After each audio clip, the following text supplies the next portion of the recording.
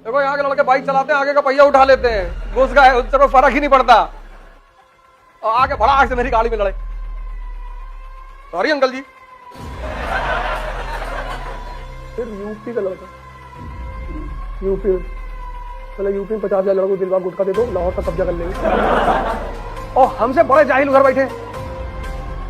इंशाअल्लाह इंशाअल्लाह। अबे लुंगी तुम्हारी फटी है, नीचे अंडरवियर पहने नहीं हो, और भारत पे कब्जा करोगे तुम।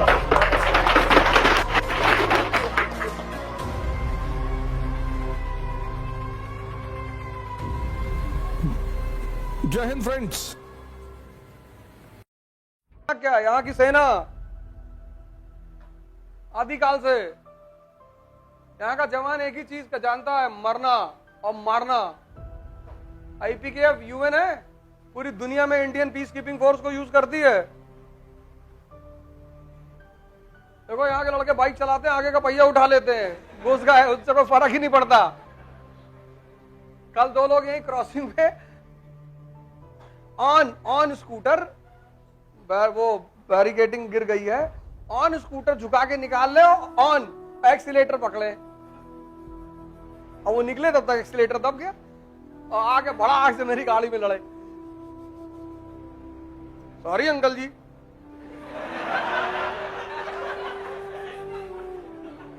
हमने कहा भाई हमको इस बात का डर नहीं कि हमारी गाड़ी में कुछ खराब हुआ।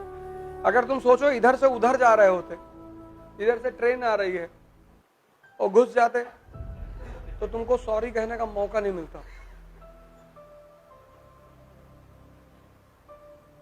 बस तुम इतना सोच लो कि डायरेक्शन अगर तुम्हारी रिवर्स होती, और जितनी स्पीड से तुम आके हमसे लड़े हो, उतनी स्पीड से अगर उस शताब्दी में घुसे होते, तो अब तक लोग इकट्ठा कर रहे होते कि उंगली उधर पड़ी भैया।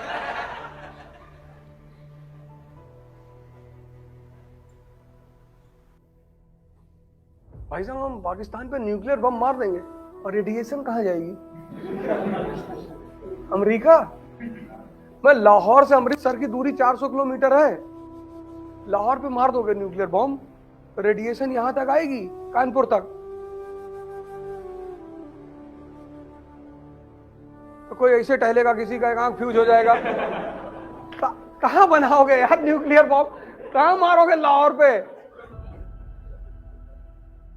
और हमसे बड़े जाहिल उधर बैठे। इंशाअल्लाह इंशाअल्लाह। अबे लुंगी तुम्हारी फटी है, नीचे अंडरवियर पहने नहीं हो, और भारत पे कब्जा करोगे तुम।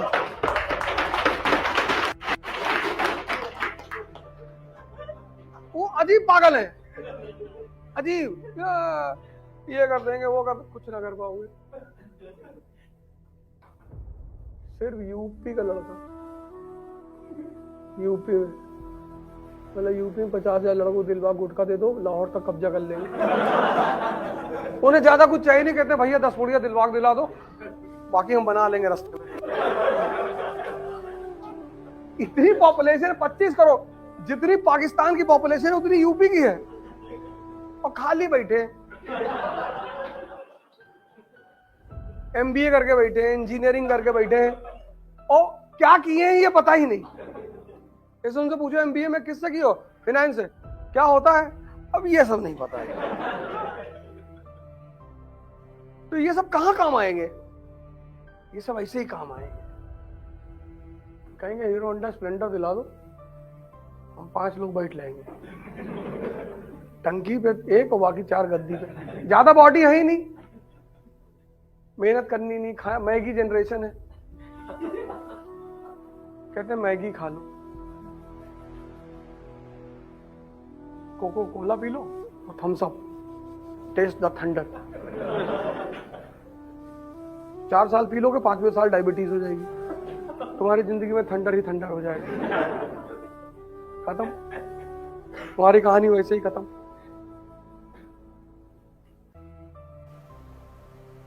तुम्हारी जनरेशन ऐसी है ना, वो ऐसे गानों की जनरेशन है जिस गाने का मतलब ही नहीं है। गाना ना अंटा माहुआ माहुआ अंटा माहुआ, अभी हम पिछले 2 दिन से सोच रहे हैं कि कहना क्या चाहती है, मतलब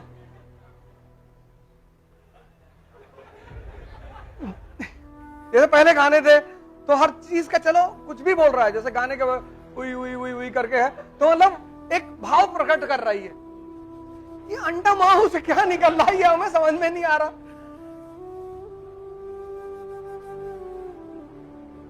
हम आज समझ लो 1 घंटे इस गाने को सुने,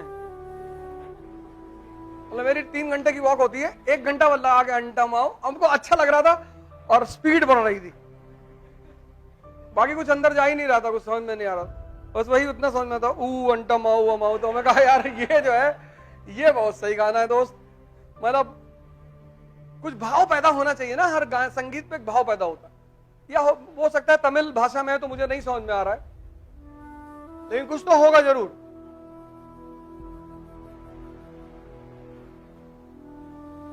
राजपाट का काम टेंशन का काम है, चैलेंज चुनौतियों का। बीच में तुमने बुला लिया किसी को कि भाई जरा दिखाओ जरा वो कैसे नाचते हो तुम ऐसे ऐसे कर। संगीत नृत्य माहौल को बड़ा शांत कर देते हैं, इसलिए जीवन में एक कला जरूर आनी चाहिए। जैसे तुम लोग गिटार बजाना सीख लो, बहुत काम आती है। मान लो गलती से सिलेक्शन नहीं हुआ, इसीलिए हम सीखे थे, ट्रेन में घूमेंगे, तुमको रखे राम तुमको अल्लाह रखे, कुछ तो करना है ना। तुम इसीलिए डरे हुए हो कि अगर आईएएस में नहीं होगा, गिटार बजाएंगे। अब ढोलक लेके तो तुम घूम नहीं सकते, तबला, कुछ ऐसा सीखो जो तुम घूम सको।